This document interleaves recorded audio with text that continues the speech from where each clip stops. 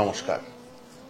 জন্ম মেদিনীপুরে, শৈশব বীরভূমে, কৈশোর ও যৌবন মুর্শিদাবাদে, তারপর বাদবাকি জীবন কলকাতায়। নদী যেমন নানান আঁকে বাঁকে বেঁকে এগিয়ে চলে সমুদ্রের দিকে, ঠিক তেমনি তার জীবনও নানান স্থানে ছুঁয়ে ছুঁয়ে এগিয়ে চলেছে আপন পূর্ণতার দিকে। সে নিয়ে তিনি খুশি, কারণ তার পরিবারে স্থিতি আছে, তার সুসন্তান আছে এবং আছে তার জীবনে গভীর এক শান্তিবোধ, যেখানে তিনি তার প্রিয়জনদের কথা মনে করেন এবং মনে করেন তার ফেলে আসা গানের কথা, তার রান্নার কথা, তার মায়ের কথা। এইসব নিয়েই আছেন রিঙ্কুদি, রিঙ্কু মিত্র। ছোটবেলায় বড় আদরে লালিত, গান আর পড়াশোনা এই নিয়েই কাটছিল জীবন। এরপর কবে জানি গান তাকে ছেড়ে গেছে তা তিনি টেরই পাননি। জীবন এগিয়ে চলেছে নিজের গতিপথে। আজ রিঙ্কুদি বলেন, জানো, গান না রান্না কোনটাকে বেশি ভালোবাসি সত্যি আজ আর বুঝতে পারি না। আমি গানকে ছাড়িনি, গান আমায় ছেড়েছে। এখন আঁকড়ে ধরেছি রান্নাটুকুকে। সেই নিয়েই নিজের মনের আনন্দে নানান মানুষকে খাওয়ান, নিজে ভাতটুকু বেড়ে দেন নিজের পরিবারকে। প্রত্যেকদিন নিয়ম করে ছবি তোলেন সে রান্নার, তাতেই তার আনন্দ। সবার হাতে অন্নপূর্ণা থাকে। আমি বিশ্বাস করি কারুর কারুর তা প্রকাশ পায়, কারুর পায় না, তার পেয়েছে। তিনি যখন লস্ট অ্যান্ড রেয়ার রেসিপিজে দর্শকের দরবারে সিরিজে আমাদের রেসিপি পাঠান, এত সুন্দর রেসিপি যে একটিতে থেমে থাকতে পারিনি। দুটি পর্ব করব তাকে নিয়ে। আজকে প্রথম পর্ব। আজকে রাখছি তাঁর শেখানো মাছের ঝালদা। শিখব, তবে তার আগে আলাপ করে নেব রিঙ্কুদির সাথে। চলুন।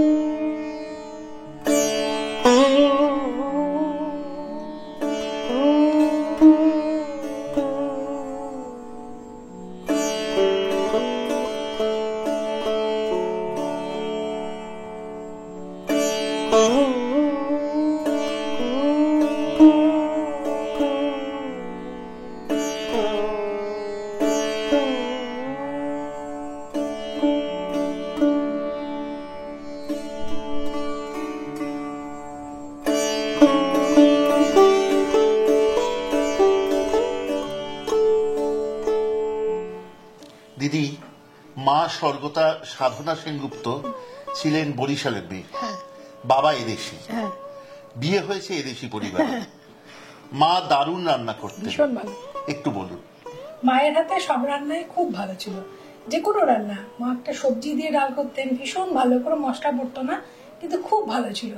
আর একটা মা আলু ভাজা করতেন, সেটা কিছুই না, একটু কাদা কাদা হতো। আমার মেয়েও সেটা খুব পছন্দ করতো, বলতো যে ওই কাদা কাদা আলু ভাজাটা খুব ভালো লাগে, ওইটাই খাবো। কিছু না, জাস্ট একটুখানি কালো জিরে কাঁচা লঙ্কা দিয়ে মা আলুটাকে দিয়ে একটু সামান্য জল ছিটিয়ে ছিটিয়ে রান্না করতেন, তো ভীষণ ভালো। মায়ের হাতের রান্না সত্যি অসাধারণ ছিল। কিন্তু এখন তো সেই রান্নাটা স্বাদ পাওয়ার আমার উপায় নেই। মা দীর্ঘদিন শয্যাশায়ী ছিলেন, তবুও যখন মা একটু সুস্থ ছিলেন বারবার জিজ্ঞেস করতাম, মা এটা কি করে করো, ওটা কি করে করো। মা একটা দই আর আদা বাটা দিয়ে আলুর দম করতেন, সেটা অসাধারণ খেতে হতো। সেটা আমি নিজের মন থেকে মনে করে করে আমি মাঝখানে একদিন করেছিলাম। সেই স্বাদ আসেনি, কিন্তু যাই হোক হয়ে যায়। ওই মায়ের রান্নার সঙ্গে থাকতে থাকতেই মাকে মিস করতে করতেই হয়তো মায়ের রান্নাগুলো সব স্মৃতির অতল থেকে টেনে টেনে নিয়ে এসে একা একা করি, একা একা নিজেকে মানে ভাবি যে মা হয়তো সঙ্গে আছে, মা এটা দেখছে, মাকে খাওয়াচ্ছি, এরকম ভাবেই চলছে। মায়ের রান্না তো মেয়ের রক্তের মধ্যে থেকে যায়। আপনারা তো 6 বোন। আমরা 6 বোন। 6 বোনই ভালো রান্না করে। হ্যাঁ, আমার বোনেরাও ভীষণ ভালো রান্না করে। বাহ, খুব আনন্দের খুব কথা। ভালো রান্না করে। আজকের রান্নাটা বলুন দিদি। আজকে রান্নাটার নাম হচ্ছে মাছের ঝালদা, বুঝতেই পারছেন। নামটাই তো দারুণ। হ্যাঁ, এটা গরম ভাতে একদম অসাধারণ খেতে, এবং আমাদের উপকরণও খুব ভীষণ সামান্য, সময় লাগে না, 10-15 মিনিট খুব বেশি হলে লাগবে। এই যে আমি মাছটা যেটা আমরা রেখেছি, এটাকে আমরা নুন, হলুদ আর লেবুর রস দিয়ে একটু মাখিয়ে রাখবো, যাতে মাছের আষ্টে গন্ধটা চলে যায়। আচ্ছা।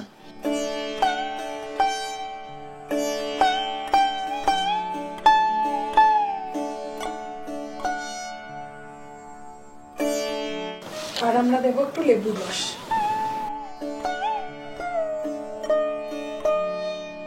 তেলটা একটুখানি সরিয়ে রাখি। আচ্ছা, এবার আমাকে একটা পাত্র দিন, যার মধ্যে আমরা সমস্ত কিছু মাছগুলো মাখবো। এবার মাছগুলো আমি এখানে রাখছি।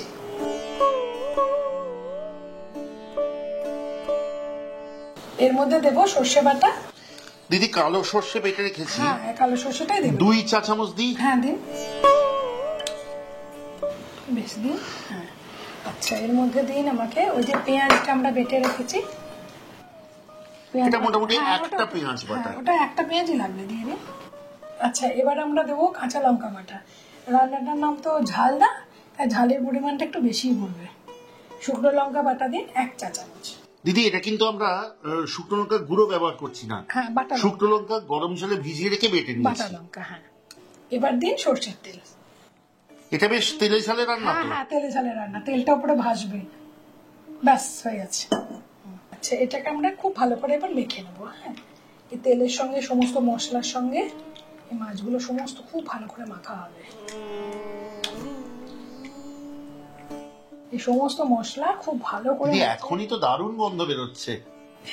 খুব ভালো করে মাছের গায়ে সত্যি জিভে জল এসে যাচ্ছে। মাছ আমরা সমস্ত মশলা দিয়ে মেখে রাখলাম। এবার আমরা রান্নার দিকে যাব। আচ্ছা, রান্নাটা শুরু হবে এবার। আচ্ছা, এবার অল্প করে তেল দিই আমরা, অল্প, ব্যাস, লাগবে না। আচ্ছা, তেল দিয়ে আমাদের গরম হয়েছে, হয়ে গেছে।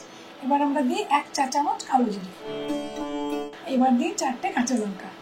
দিদি কাঁচা লঙ্কা ফাটবার ভয় চিড়ে দিয়েছি। খুব ভালো করেছে। গ্যাসটা একটুখানি কমিয়ে দিই। এবার আমরা এই মাছটাকে ঢেলে দেবো সাবধানে। আচ্ছা,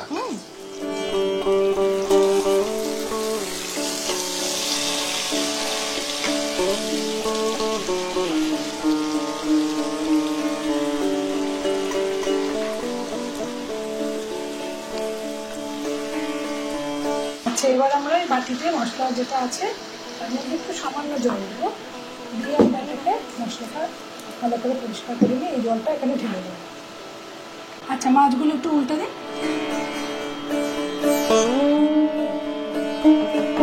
আমার এই রান্নায় তো অনেকটা তেল। এবার আমরা এই পেঁয়াজ কুচি রেখেছি, একটা গোটা পেঁয়াজ, এটাকে আমরা ওর মধ্যে দিয়ে দেবো। ওই তেলে এই পেঁয়াজগুলো সেদ্ধ ভাজা হয়ে যাবে একদম।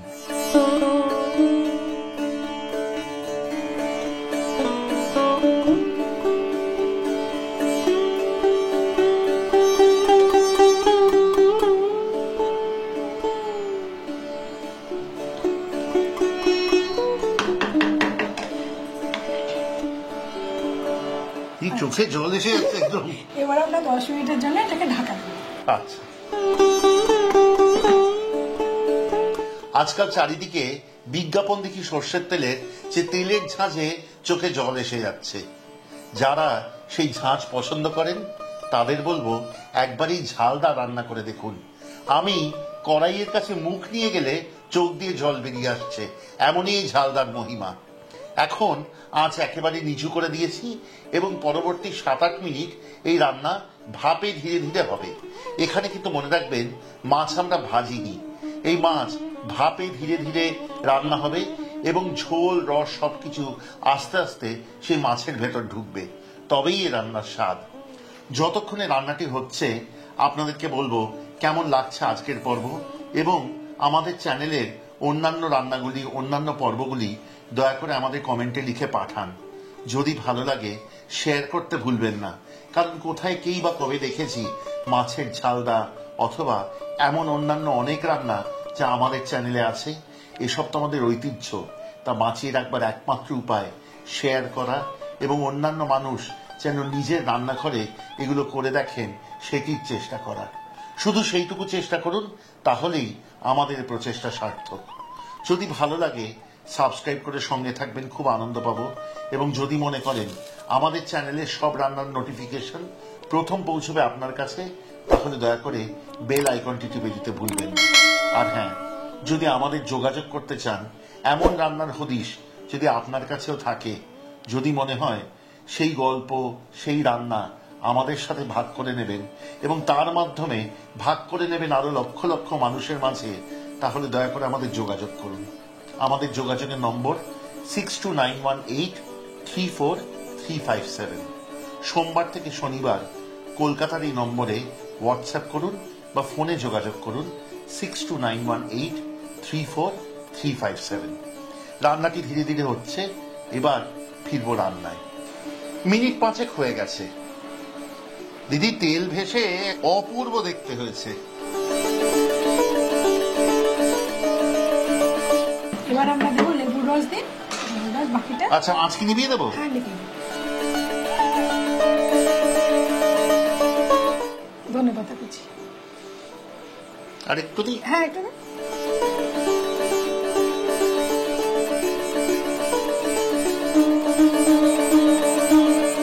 দিদি তৈরি হয়ে গেল মাছের ঝালটা। একদম।